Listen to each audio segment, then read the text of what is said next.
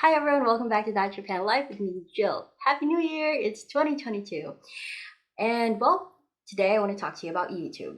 Ah, the riveting, exciting, sometimes mind-boggling world of YouTube. Admit it, we are all guilty of whiling away hours and hours on it somehow, whether you go there for 15-minute workout videos or advice on how to once and for all friggin' get your life together from lifestyle gurus, or just catching up on your favorite vlogger, all have a reason to keep coming back to the platform. In my case, these three Japanese YouTubers and YouTube channels are definitely part of why I'm so hooked on the platform. Note that for these channels, you do need to type their names in Japanese, so in order to make the process of searching for them easy, I have linked their channels on the description.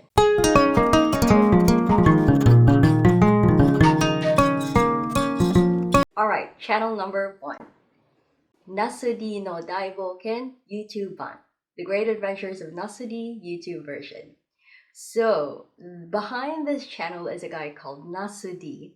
And nasu D, this guy be crazy, but in the best possible way. From what I understand, he used to work behind the camera as a director for TV Asahi. However, his antics are way too legendary not to have its own viewership. Right now, he not only has his own YouTube channel with over 1 million subscribers, he also has his own show on Abema TV, both documenting his adventures in the most unlikely of places. So what exactly is the kind of content that nasu D makes which makes him so watchable? Well, for one, he spent days alone in an uninhabited island without food. So in order to survive, he single-handedly hunted a shark. A shark, for God's sake. It wasn't like a full-grown shark, it was like a baby shark, but it was still a shark. And then his next goal was to eat that entire shark, which understandably took him days.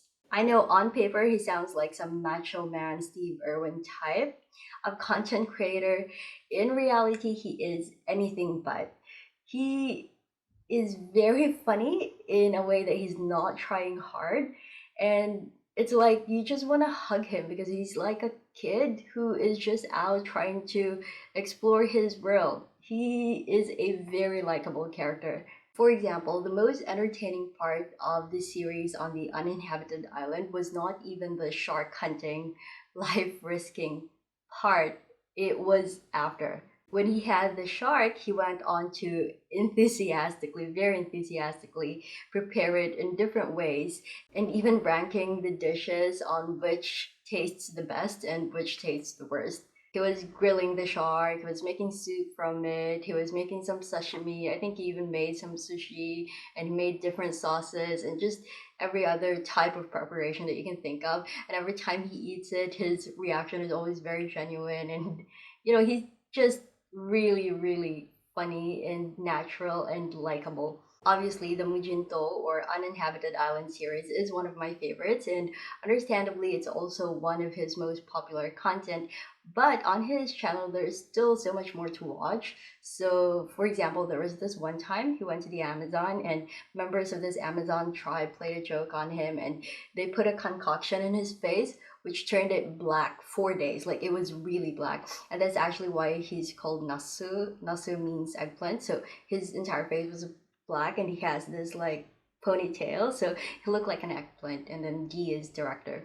And then he also spent 150 days with a tribe in the snowy mountains of the Himalayas. And it was a very elusive tribe as well. So it's very interesting, very educational, and very entertaining. I could go on about his content, but just go ahead and check out the guy already. I have linked his channel on the description. His videos are mainly in Japanese, but you can use YouTube's auto-translate, and I have tried it, and I would say it's good enough for you to be able to understand what's going on, and definitely good enough for you to be entertained by his videos. YouTube channel number 2, Oruganzaka Songs. Maybe it's just the karaoke loving Filipino in me, but I could never pass up on a channel where a lot of different people do a lot of different singing of a lot of different hits. If I'm not mistaken, this channel was started by one guy, and he is very prominent inside the channel, of course.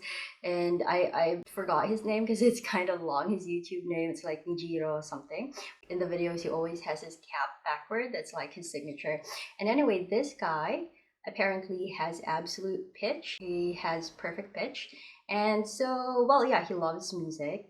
And in the channel, this guy like analyzes singers' techniques and then also teaches us mere humans how to reach for certain notes or how to deliver that song in a way that wouldn't kill you if you don't have the talent for it.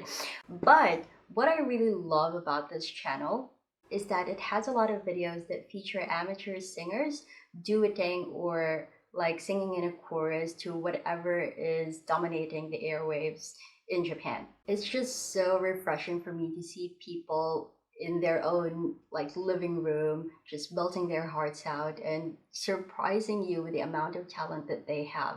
So one place that I always go to in this channel is there's this playlist called Gasho. Gasho means chorus. And so here they again have groups of amateur talents singing, but in true perfect pitch fashion, their voices just blend and merge in the most beautiful ways. My personal favorite, which I am linking below, is their chorus rendition of the song Neko by Dish.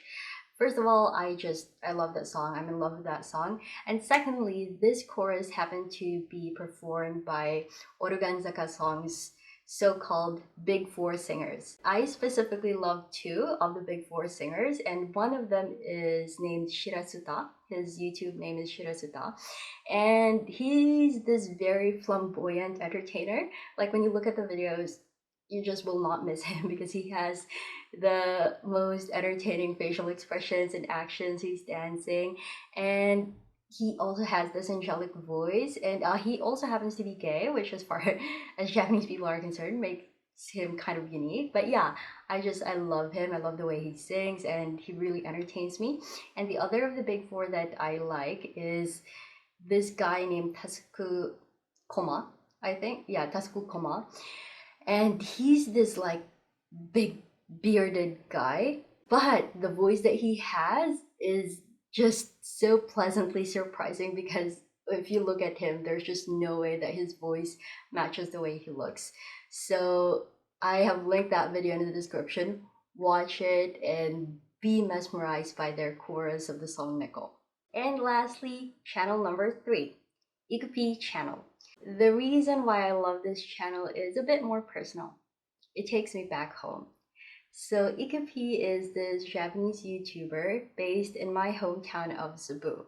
So his videos are always so familiar, so relevant to me, and that's why I love watching them. What makes his channel unique, however, and why I think you should still check him out even if you're not from Cebu, is because he is dedicated to showing an authentic side of our country and its people, one that is not often showed in popular media. His channel is not the typical foreigner living high in a third world country kind of platform where all you see are a parade of luxury hotels and white sand beaches and mouth-watering food. No.